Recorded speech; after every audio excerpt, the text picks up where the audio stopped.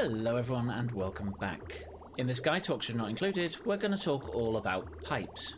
We're going to cover the basics, followed by the priorities of pipes, and then on some cooling loop examples. I hope this helps.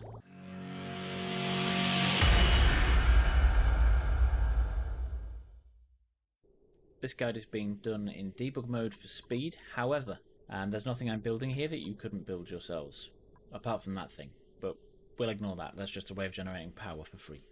So pipes can spawn off in multiple directions from a single point. You can go up to 3 outputs off a pipe from the same spot, and you could have multiple of those along the chain of that pipe.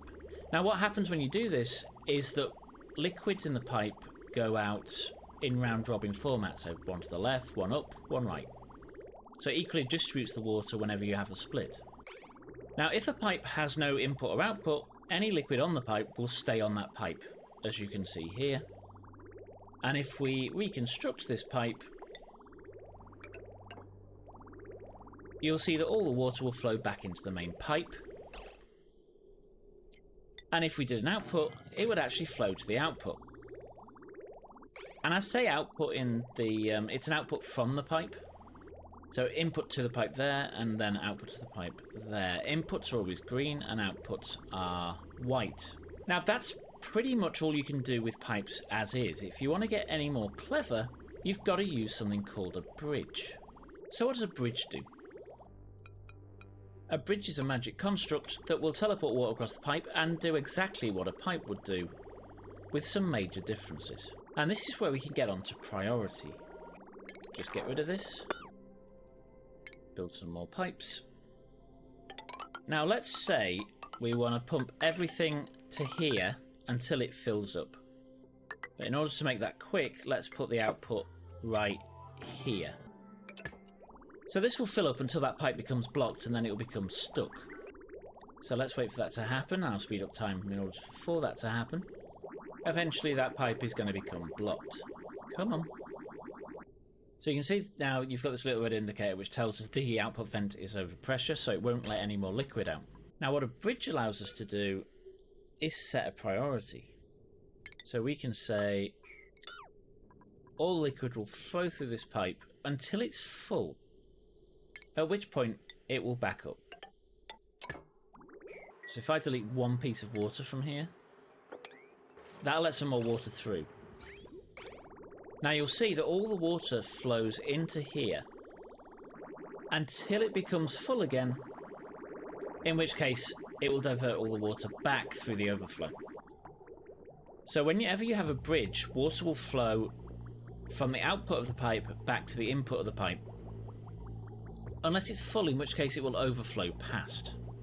And we can see this overflow in other parts of the game. For instance, this thing here. So in here, I've got a water pump pumping up into these tanks, and all of the outputs from the pipe are in one single line. So if we replace that pipe,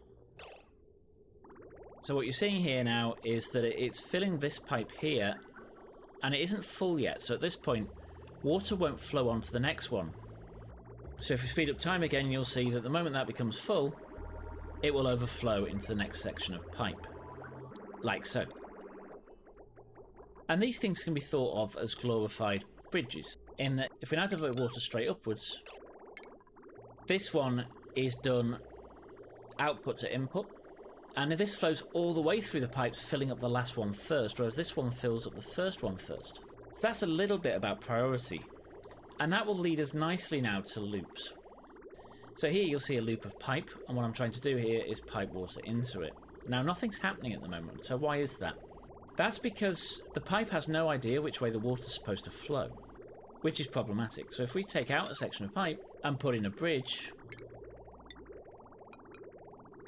we're now telling it water flows clockwise around.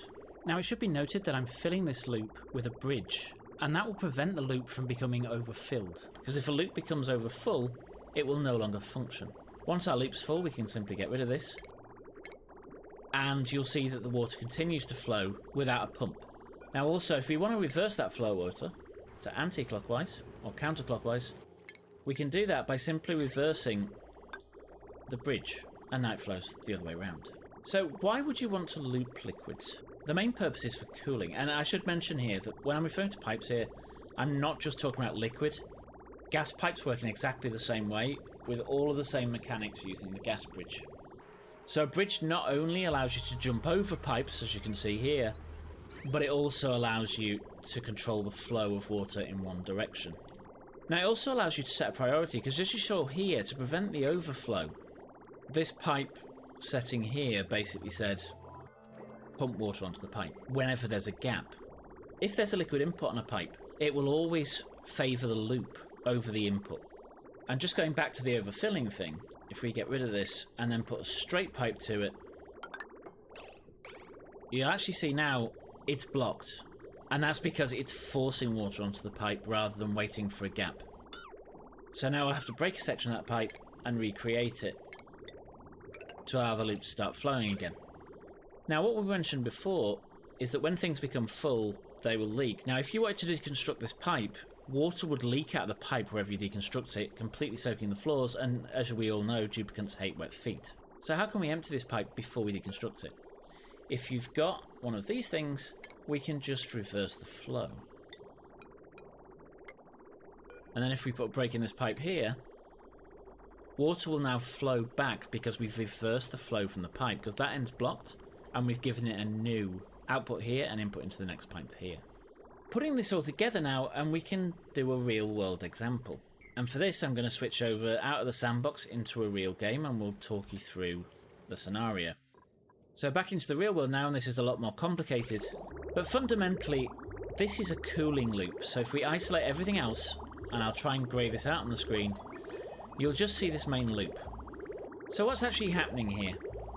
You can see we have this machine that's cooling water. So it's coming in at minus 2.7 and coming out at minus 16.7. Now if we lower the temperature of this liquid too much, it will change state in the pipe and will break the pipe and destroy the liquid. So what we have here is the same kind of thing, in that if I flick this temperature now to say only let through stuff that's 1 degree or higher, you'll see now it's switched this machine off and blocked this vent. So now everything goes through the overflow and skips the machine.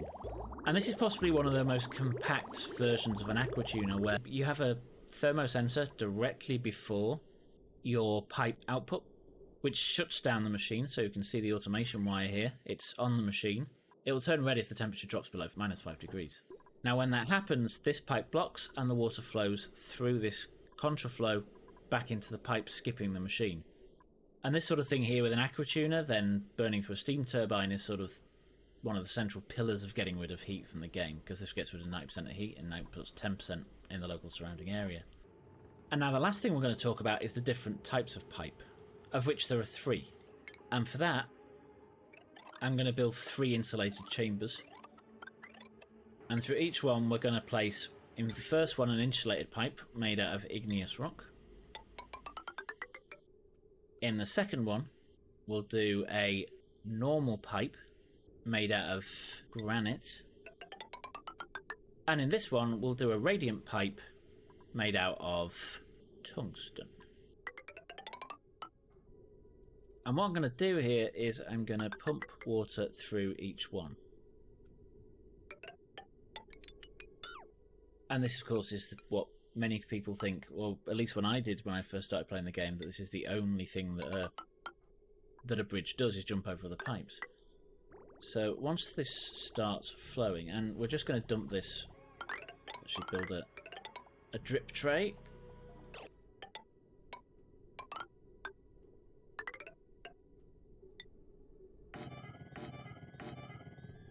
In each of these insulated sections of pipe, we're going to put in 80-degree water. So, well, close, 79.9. So remember, the bottom is insulated, the middle one is normal pipe, and the top one is radiant. And if we allow the water to flow again now, first that pipe, let's fix that. Now all this water should be about 21 degrees. Okay, this bottom one's slightly warmer. So you'll see here the insulated pipe, the water's staying at around 21 degrees. So it comes in at 21 and it exits at 21. So none of that 80-degree water is really affecting the input pipe water. In the normal pipe scenario, we're pumping in at 25 and coming out at 26.1, so we're gaining 1.1 degrees of temperature as we pass through this short run of 80-degree water. And then the top one here, we come in at 21 and we come out at 47.5. So the kind of pipe you make really does affect the thermal properties of that pipe.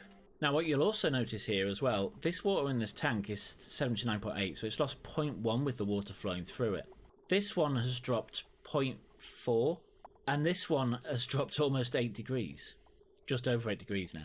So if you want to cool one liquid from another, you can pump colder liquid through it, through a radiant pipe, and the heat will transfer into the surrounding. So you can see here, as a cooling thing, this works really well.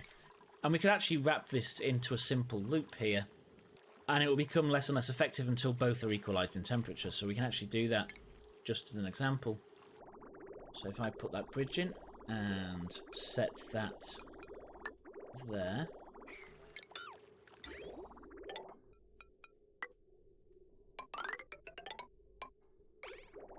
So now, instead of exiting through this pipe, it will go through the loop until it overflows, and it won't overflow because we have a bridge on this side. So what you'll see now is water's coming in at about 43, coming out at 54, and then it'll come back in at 54. And this will continue until the temperature of the water inside the pipe is the same temperature as the water in the container around it. So we're almost reaching equilibrium.